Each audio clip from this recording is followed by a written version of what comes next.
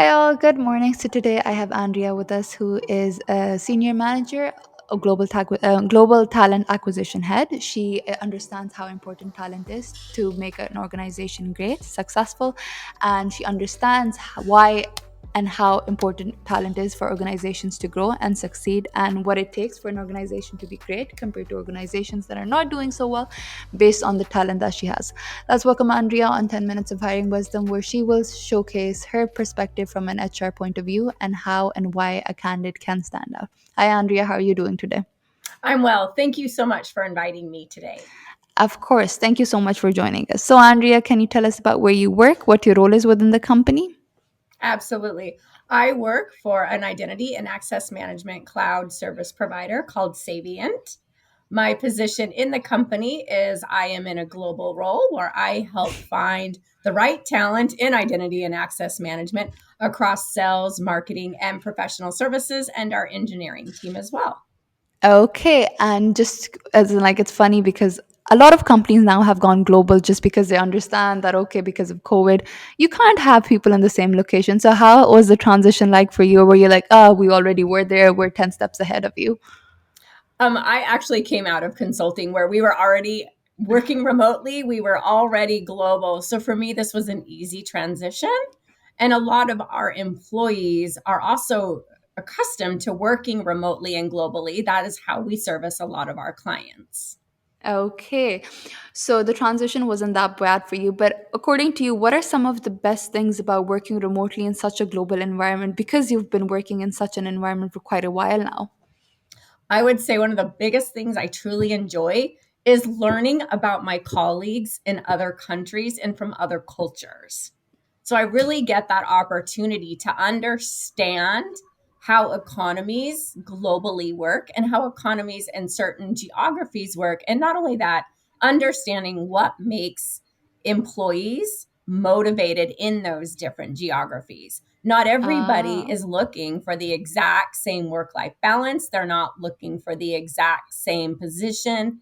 Everybody has a different reason for coming together and being collaborative and helping a company move forward. I love that. My next question for you would be that usually people are like, okay, if you don't meet someone in person, there's still a gap, there's still a barrier that exists for conversations to flow naturally. So, how do you have those conversations online, on Zoom, could be Google Meets? How do you make sure that the conversations can flow organically where you can understand a person at a deeper level? A lot of it is just understanding how to use a telephone and how to use video.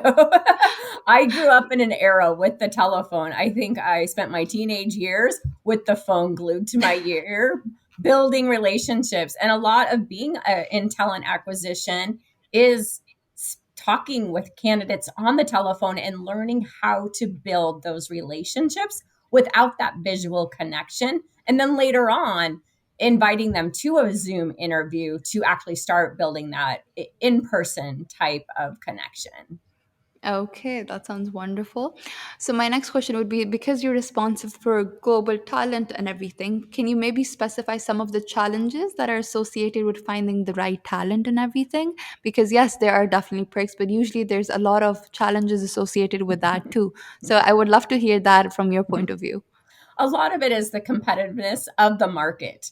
It's a very hot market right now. Everybody's moving around, and it's really a candidate market right now. And it's really a challenge to find different ways to engage a candidate that are not just for such things as money. It's really finding something from the candidate that's going to connect them to the team and to the company that's outside of Okay. money. It could be work life balance, it could be innovation, it could be wanting to have your voice heard. One thing here at Savient that we pride ourselves on is everybody gets to have their voice heard. So if you are That's so innovative, important. if you're creating something, we want to hear about it because we understand as multiple teams come together with multiple cultural backgrounds, we're going to make a larger impact for our clients. Okay, I love that slogan, how you make voices heard, because I think there's always companies as they grow and get bigger. Usually, the ones that aren't in a higher position never get their voice heard, even though they might have brilliant ideas, even though they might have out of the box thinking. But usually, just because of the structures that organizations exist, they never get the chance. So I absolutely love that and admire Savian for actually deploying such a beautiful slogan within the company.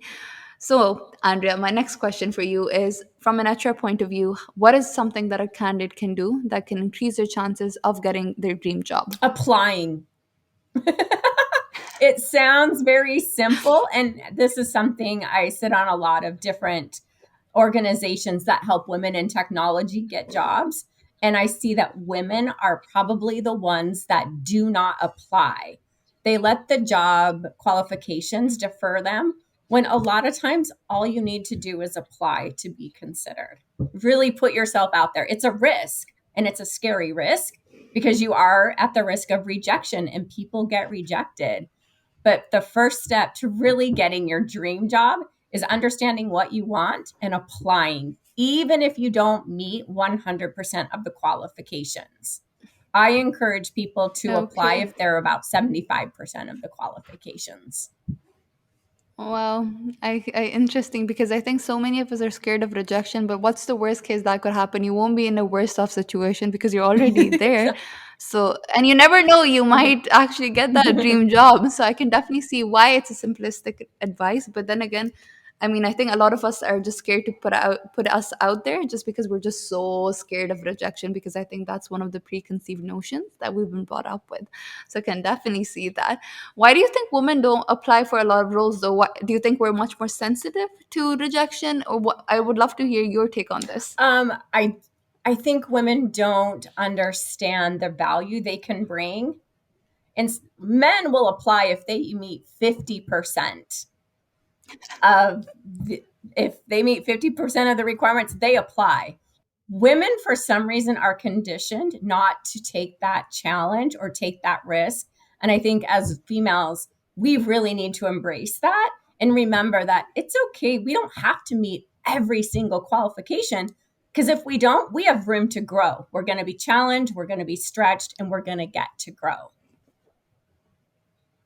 Okay, well, yeah, men tend to be overconfident, but women need to definitely realize that they have so much to offer. And the tables are turning. A lot of companies are becoming much more gender neutral. More women are actually in the tech space and everything. And you yourself is in a tech and IT space, so we admire you for actually taking on that role heads on and making a difference and stand. You're an inspiration for many women out there. So thank you for doing that for us, Andrea. Last question, Andrea. Is your company hiring? What kind of positions are open? Can you give us a little more on that? Absolutely. We are in a high growth stage, so we are hiring lots of different individuals. We have open roles across our engineering, across product, across R&D, across customer success, sales, marketing, and professional services. We're in a high growth state, and so we are looking for some great talent who want to come in, who want to make an impact, and who want their voices heard. Okay. And what is one tip that you would have for those people out there who want to apply to your company that would make them stand out, other than applying, of course? Definitely having some identity and access management background. It doesn't even have to be the Savient product, just any type of cybersecurity or identity and access management background, or that desire and that ability to show that you have the technical aptitude to transfer the skills you do have into an identity and cyberspace.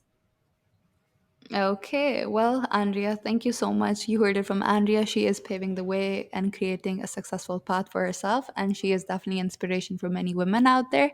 Thank you so much for coming on the show with us, Andrea, for sharing so much about your journey. It was an absolute pleasure to see you doing great things in a space that was predominantly dominated by men in the first place.